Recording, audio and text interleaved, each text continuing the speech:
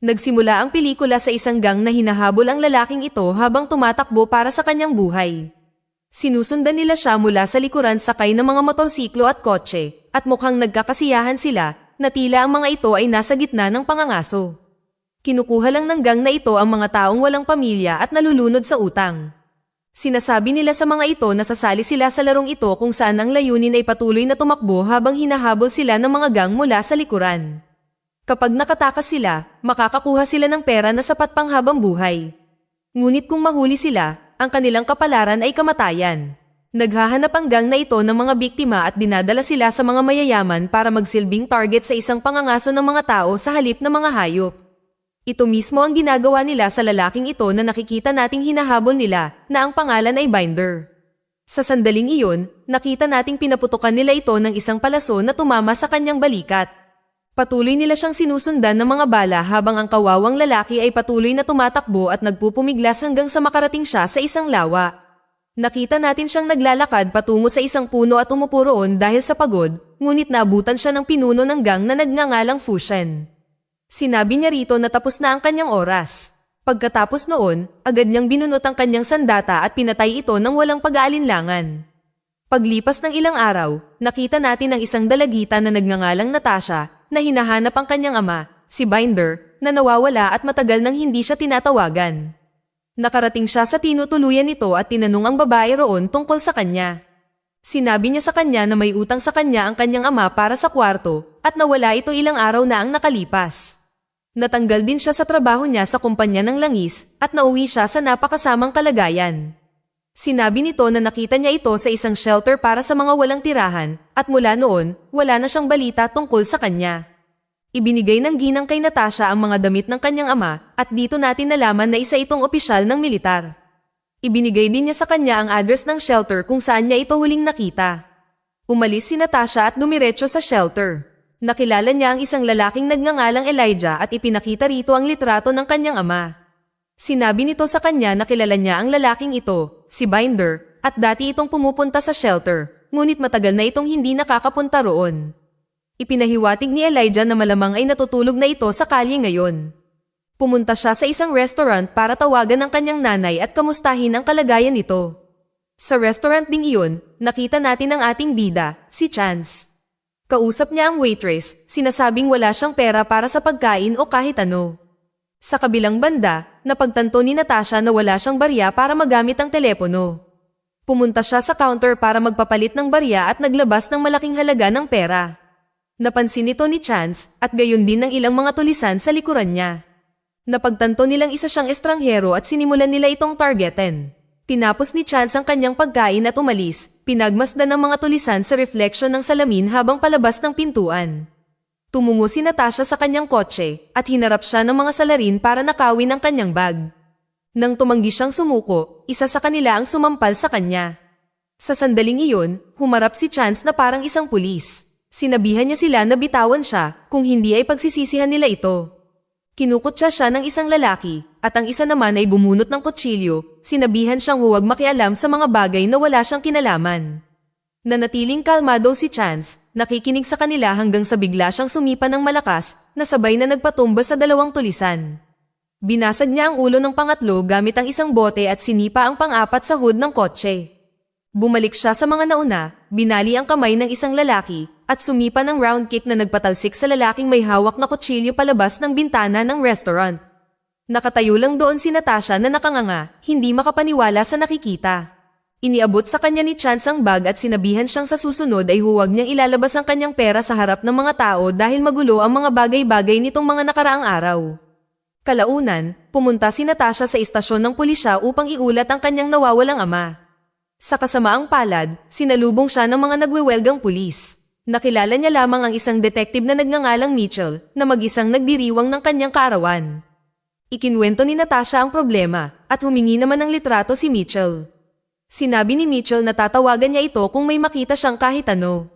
Dahil alam niyang estranghero si Natasha, pinayuhan niya itong tingnan ang mga ospital at mga shelter para sa mga walang tirahan, ngunit sinabi niyang mas mainam kung may kasama siyang taga roon na nakakaalam ng lugar. Naisip ni Natasha si Chance, kaya bumalik siya sa restaurant at nalaman niyang nagtatrabaho ito sa pantalan at hinanap niya ito. Inalok niya ito ng $100 kada araw para magtrabaho para sa kanya. Sinabi ni Chance na maganda ang alok, ngunit mayroon siyang trabaho sa isang barko. Sinabi sa kanya ng kapitan ng barko na may utang siyang $250 at hindi siya maaaring bumiyahe hanggat hindi siya nagbabayad. Napagtanto ni Chance na wala siyang pagpipilian at tinanggap ang alok ni Natasha, ngunit sinabi niyang magtatrabaho siya ng 2 araw sa halagang $250 para mabayaran ang kanyang utang. Sumakay sila sa kotse at nagpakilala sa isa't isa. Tinanong niya ang mga pinakabagong balita tungkol sa tatay nito. Pumunta sila sa shelter at nakilala si Elijah, na kaibigan pala ni Chance. Dinala niya sila sa dating tinutulugan ni Binder at ibinigay sa kanila ang kanyang malita. Nakakita si Natasha ng mga sulat sa pagitan nila ng kanyang ama at mga larawan ng pamilya na siyang nagpalungkot sa kanya ng labis. Nakita ni Chance ang isang newspaper sa malita para sa isang lalaking nagngangalang Randall. Pumunta sila kay Randall, na kinabahan ng husto at nagsimulang kumilos ng kakaiba nang magtanong sila tungkol kay Binder. Habang nag-uusap sila, pumasok ang isang miyembro ng gang na nagngangalang Pick. Si Pick ay sangkot sa trafficking ng mga walang tirahan at siya ang kumuha kay Binder. Sinabi ni Randall na may mga bisita siya at babalik siya mamaya. Sinabi sa kanya ni Chance na ayos lang, aalis na rin naman sila. Sa labas, tinanong ni Natasha kung bakit sila umalis gayong malinaw naman na may alam si Randall. Sinabi ni Chance na kailangan nilang mag-isip ng mabuti para malaman ang katotohanan. Nang sandaling iyon, sinabihan si Natasha ng isang detective na kailangan niyang tukuyin ang isang nasunog na bangkay na tumutugma sa paglalarawan ng kanyang ama. Nakita ni Natasha ang bangkay at nalaman niyang sinunog hanggang sa mamatay ang kanyang ama. Labis siyang nalungkot dahil umaasa siyang matatagpuan niya ito ng buhay. Sinubukan siyang aliwin ni Detective Mitchell at Chance. Samantala, pinuntahan ni Pick si Randall at sinuntok ito sa tiyan. Lumitaw ang pinuno ng gang na si Fusion. Binugbog nila si Randall at pinutol ang tainga nito. Sinabi sa kanya ni Fusion na dapat ay magdadala siya ng mga taong walang tirahan at walang pamilya, hindi isang taong may anak na babae na naghahanap sa kanya ngayon. Binalaan niya si Randall na sa susunod ay papatayin niya ito at ipapakain sa mga aso. Sinabi sa kanya ni Fusion na may ilang mayayaman na gustong maghanap ng bagong target at inutusan siyang maghanap ng biktima ayon sa kanyang mga kondisyon. Binigyan ni Fusion si Randall ng pera at umalis. Sa ibang lugar, inaaliw pa rin ni Chance si Natasha. Nakuha ni Fusion ang file ni Chance at nalaman niyang dati itong Marine. Sinabihan niya si Pick na magpadala ng ilang tauhan para asikasuhin siya. Tiningnan ni Chance ang file ni Binder at isa lang ang nakita niyang dog tag sa halip na 2. Hinala niya na may mali, kaya pumunta siya sa kung saan natagpuan ang kanyang bangkay. Natagpuan niya ang pangalawang dog tag at nakitang may butas ito na parang tinusok ng isang matalim na bagay. Bigla siyang inatake ng 2 lalaki gamit ang mga baseball bat, sinabihan siyang huwag nang mag-alala. Dinala ng mga pulis si Chance sa istasyon at inaresto dahil sa trespassing sa pinangyarihan ng krimen. Sinabi ni Chance kay Detective Mitchell na natagpuan niya ang pangalawang dog tag at may butas ito, ibig sabihin ay pinatay si Binder. Sa ibang lugar, nakipagkasundo si Elijah kay Randall para maging bagong kalahok sa laro kapalit ng pera. Nakipagnegosasyon si Fusion sa presyo ng pangangaso sa mga mayayamang kliyente. Pumunta si Chance sa isang massage parlor kung saan naroon si Randall. Pinalayas niya ang masahista at pinilit si Randall hanggang sa makapagsalita na ito. Sa kabilang banda, sinabi ni Detective Mitchell sa medical examiner na kailangan nila ng panibagong autopsy dahil pinaghihinalaan nito ang pagpatay at kinabahan ng doktor. Lumalabas na marumi ang doktor at pinagtatakpan ng mga krimen ng gang. Nakita natin siyang nagsusunog ng mga file ng mga biktima nang biglang lumitaw sina Fusion at Pick. Napagtanto nilang baka sa huli ay magsalita ang doktor. Di nagtagal, may kumatok sa pinto at sinabihan ni Fusion ang doktor na buksan ito.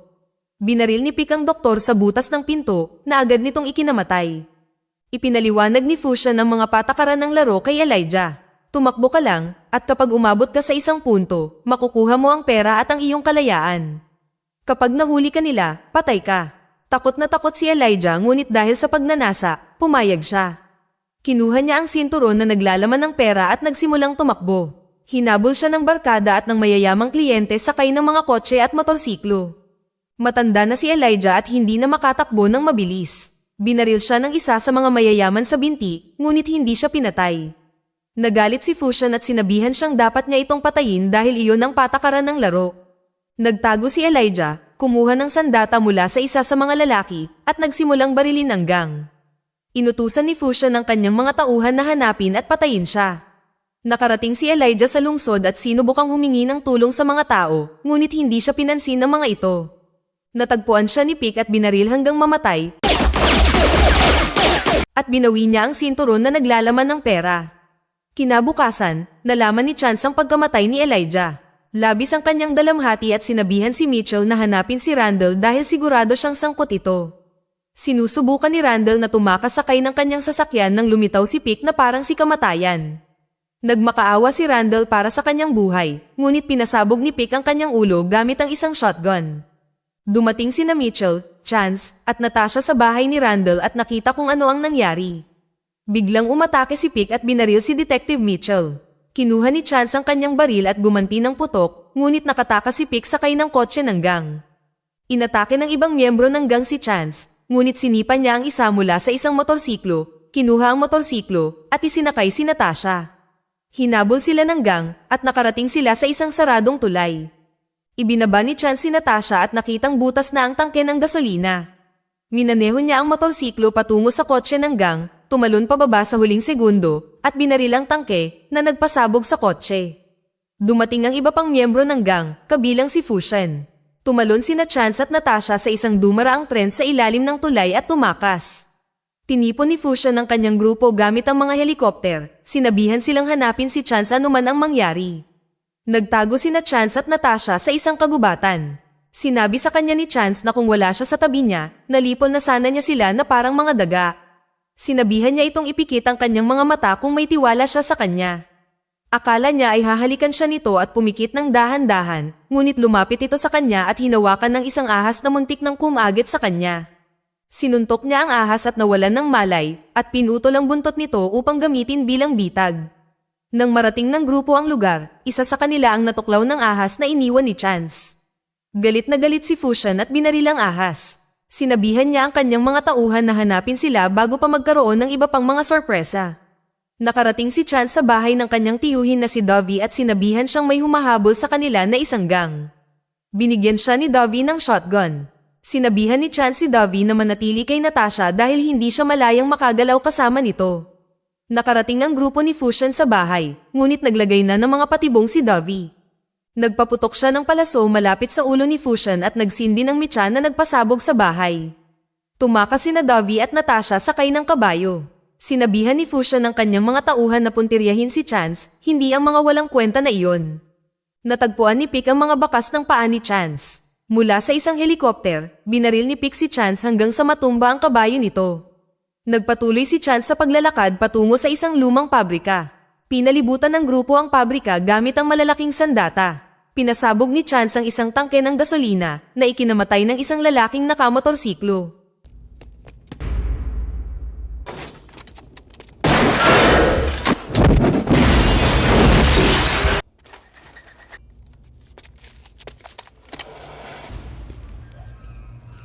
This is not good.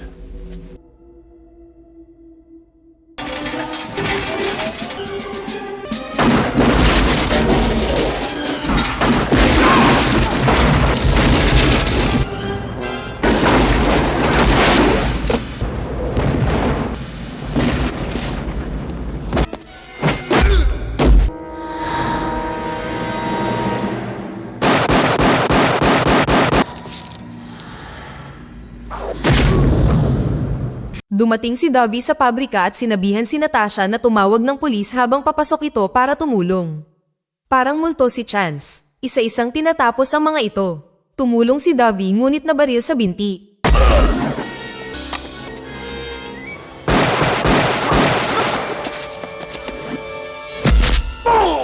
Sinabihan ni Chance si Natasha na magtago kasama si Dovey. Hinarap ni Chance si Pick. Nagpalitan sila ng putok hanggang sa maghagis ng granada ang isang miyembro ng gang. Tumalon si Chance palayo, gumapang patungo kay Pick at pinaulanan nito ng mga bala.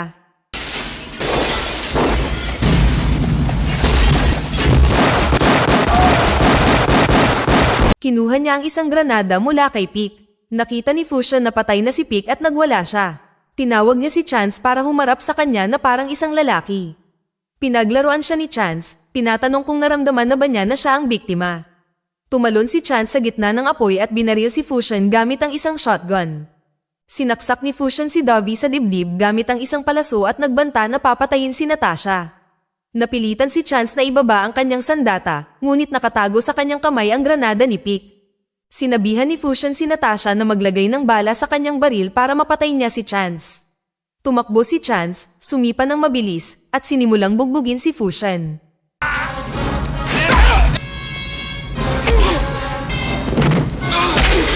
Sa huli, inihulog niya ang granada sa pantalon ni Fusion at sinabing, malas niya, katatapos lang ng panahon ng pangangaso, at sumabog si Fusion.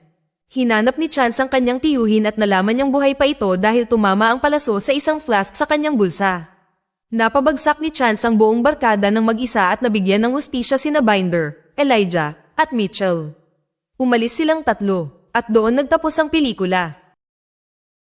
Dito na nagtatapos ang kwento. Sana ay nagustuhan nyo. Mag-subscribe na kung hindi ka pa nakasubscribe. Pindutin na rin ang notification bell at like button upang matulungan ang channel, and leave a comment down below. And as always, thank you for watching.